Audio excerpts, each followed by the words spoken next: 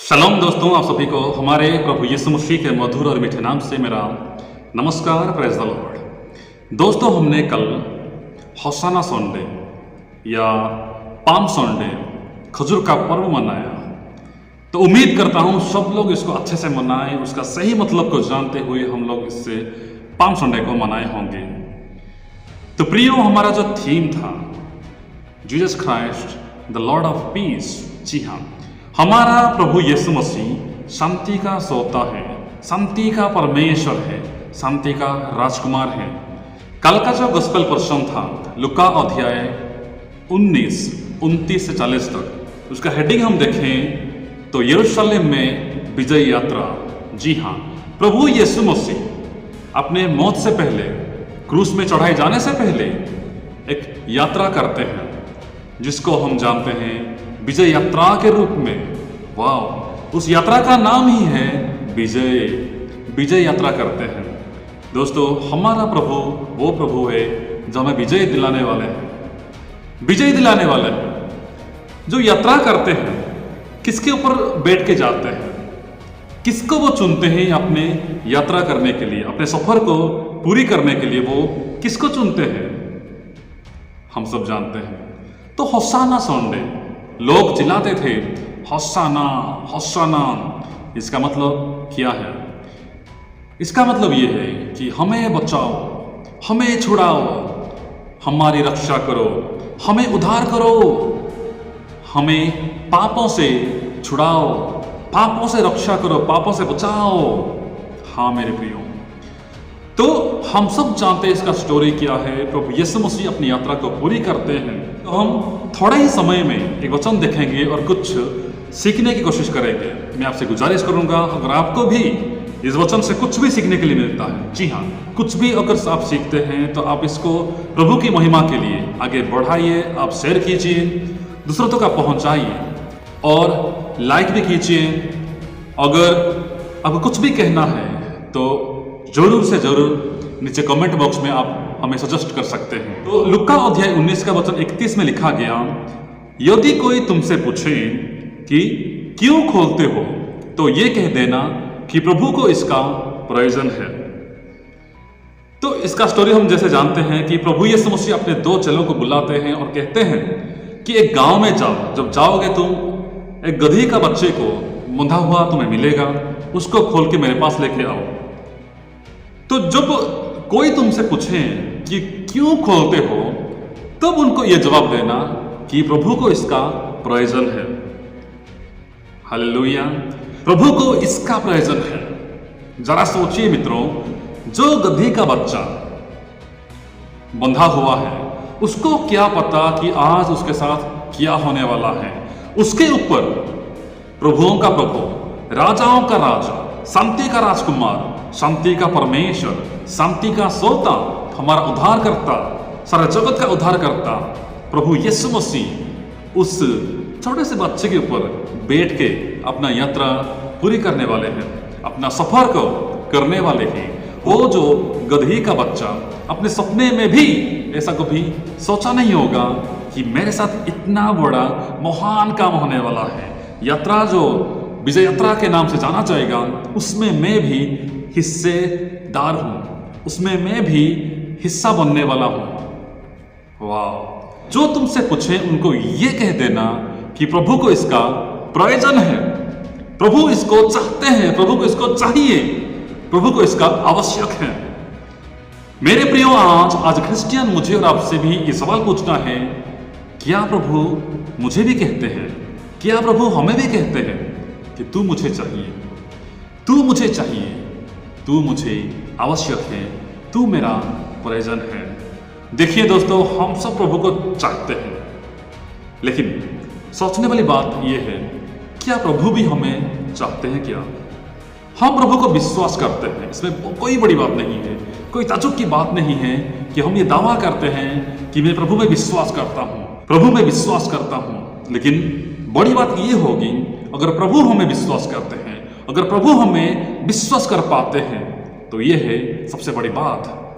तो यहां पे प्रभु यीशु मसीह अपने चेलों से कहते हैं, जाके उसको खोल के लाओ। अगर कोई तुमसे पूछे क्यों खोलते हो, तो उनसे ये कहना कि इसको प्रभु चाहते हैं, प्रभु को इसका प्रयोजन है। वाह, ग्रेट। वैसे ही जब वे लोग जाते हैं बिल्कुल वैसे ही पाते हैं, और जब वो खोलते हैं लोग उन्हें पूछते हैं क्यों खोलते हो, तो उन्होंने भी ऐसा ही कहा, क्योंकि इसको प्रभु चाहते हैं, क्योंकि प्रभु को इसका प्रयोजन है। हाँ मेरे मित्रों, तो एक एग्जाम्पल देखें तो राजा दाऊद के बारे में ऐसा कौन है कि उनको नहीं जानता? सब लोग जानते हैं, राइट? लेकिन उनका जो बचपन का जिंदगी थी, बचपन में वो क्या करने वाले थे, क्या हम जानते हैं? इसके बारे में बहुत कम लोग जानते होंगे। लेकिन मेरे प्रियो, वो बचपन में एक चरवाहा थे, भेड़ बकरियों को चराने वाले थे। लेकिन उनका जिंदगी में ऐसा मोड़ आ गया, प्रभु ने उनको चाहा और इस्राएल का राजा बनाया। वाह, ग्रेट मैसेज, ग्रेट कैरेक्टर। जी हाँ मेरे मित्रों, तो इनके बारे में हम जब देखें, उनका अभिषेक जब किया गया, राजा दाऊद के जो भाई लोग थे, 7 ब्रदर्स, 7 भाई लोग थे। जी हाँ, 1 नहीं, 2 नहीं, 3 नहीं, 7 भाई लोग इनके थे। यानी कि दाऊद को मिला के पूरे के पूरे 8 लोग थे। जब शमूएल नबी को प्रभु परमेश्वर कहते हैं कि यिशै के घर में जाना है, बेथलेहम को जाना है, और यिशै के घर में जाके उनके बेटों में से एक को राजा के रूप में अभिषेक करना है, तो शमूएल नबी भी उनके घर में जाते हैं। आप इस घटना के बारे में पढ़ लेना, पहला शमूएल अध्याय 16 में। बहुत ही रोचक, बहुत ही मनभावनी घटना है। जब शमूएल नबी जाते हैं उनके घर में, तो जब इस घटना को यिशै यानी कि दाऊद के पिता को कहते हैं, वो भी खुश हो गए होंगे कि मेरा एक बेटा राजा होने वाला है। और वो क्या करते हैं? सबको तैयार करते हैं, सबको सजाते हैं, पवित्र करते हैं, लिखा गया है, और शमूएल नबी के पास लेके आते हैं। उनको राजा के रूप में उस दिन अभिषेक करना था। तो सबसे पहले उनका जो बड़ा बेटा था, उनको यिशै लेके आते हैं। सोचते हैं यही है वो बंदा जो इस्राएल का राजा होने लायक है, यही होगा राजा, क्योंकि ये अच्छा खासा है, हट्टा खट्टा है, हैंडसम है, लंबा है, सरकारी नौकरी में भी है, तो यही राजा होगा। तो उसको जब लाया गया, शमूएल कहते हैं इसको प्रभु नहीं चाहते हैं, यही नहीं है।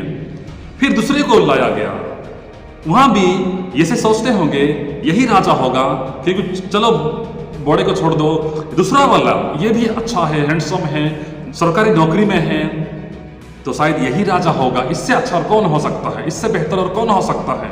लेकिन शमूएल को प्रभु कहते हैं ये भी नहीं। तो ऐसे ऐसे करके 7 भाइयों को बुलाया जाता है शमूएल नबी के सामने। लेकिन प्रभु परमेश्वर शमूएल से कहते हैं इनमें से कोई भी नहीं, कोई भी राजा होने के लिए लायक नहीं है, मैं किसी को भी नहीं चाहता। ताज्जुब की बात है, राइट? क्योंकि इतने अच्छे खासे, हट्टे खट्टे, लंबे चौड़े, उनका फिजिकल लुक भी अच्छा था और नौकरी में थे, उनको यहोवा परमेश्वर नहीं चुना। कितनी अजीब सी बात है। जो दाऊद के पिता यिशै, वो भी हैरान होंगे, शमूएल भी हैरान होंगे। तो शमूएल को प्रभु कहते हैं जैसे इंसान देखते हैं, मनुष्य जैसे देखता है बाहरी रूप, मैं वैसे नहीं देखता, मैं उनका अंदर की सुंदरता देखता हूं, अंदर का रूप देखता हूं। इसलिए इनमें से कोई भी राजा होने के लिए लायक नहीं है, मैं किसी को भी नहीं चाहता। यहाँ पे क्या किया जाए? शमूएल नबी यिशै से पूछते हैं क्या आपका और कोई बेटा है क्या? क्योंकि इतने 7 भाई तो चले गए, और क्या कोई है? तब यहाँ पे यिशै कहते हैं जी हाँ है, तो लेकिन वो किसी काम का नहीं है, वो नालायक है, वो निकम्मा है, छोटा है। तो शमूएल कहते हैं वो है कहाँ? यिशै कहते हैं कि वो तो जंगल में है, भेड़ बकरियों को चराने वाला है, वहां पे वो है।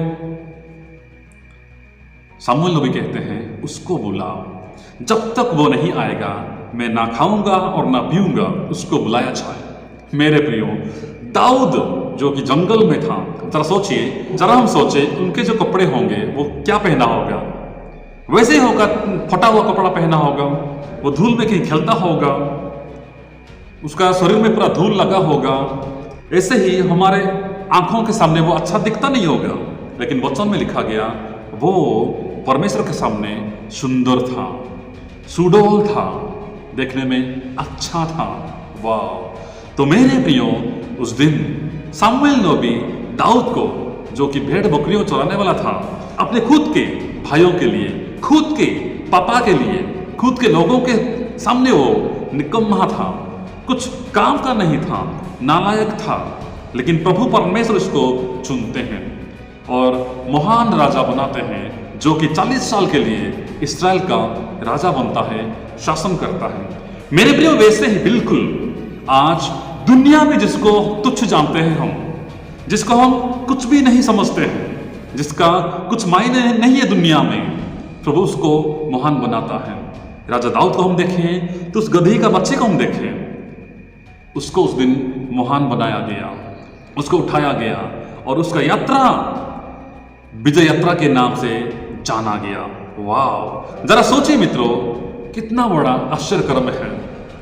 आज दुनिया में जिसको तुच्छ जाना जाता है, हिम्न समझते हैं, कुछ काम का नहीं समझते हैं, नालायक समझते हैं, उसको प्रभु महान करेगा, उसको प्रभु उठाएगा जरूर। बिल्कुल जैसे इस गधी के बच्चे को प्रभु यीशु मसीह ने चुना, कहा मुझे इसका आवश्यक है, मेरे लिए ये प्रयोजन है, मुझे ये चाहिए। वैसे ही दाऊद के बारे में हम देखें तो प्रभु परमेश्वर कहते हैं, 7 भाइयों को मुझे नहीं चाहिए, मुझे तो दाऊद चाहिए, जो कि भेड़ बकरियों को चराने वाला है, जो जंगल में रहने वाला है, उनके साथ रहने वाला, भेड़ बकरियों के साथ रहने वाला है, उसको मुझे चाहिए। क्योंकि वो हम जैसे देखते हैं वैसे नहीं देखते, वो हमारे अंदर की बात, अंदर की सुंदरता को, दिल की सुंदरता को देखते हैं।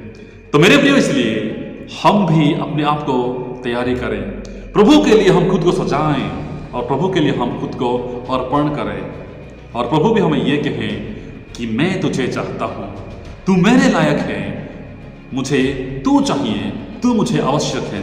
प्रभु हम सबको ये कहें। तो मेरे प्रियो, आप भी वचनों को पढ़ें और प्रभु की महिमा, प्रभु की बढ़ाई करें। प्रभु हम सबको आशीष दे। धन्यवाद।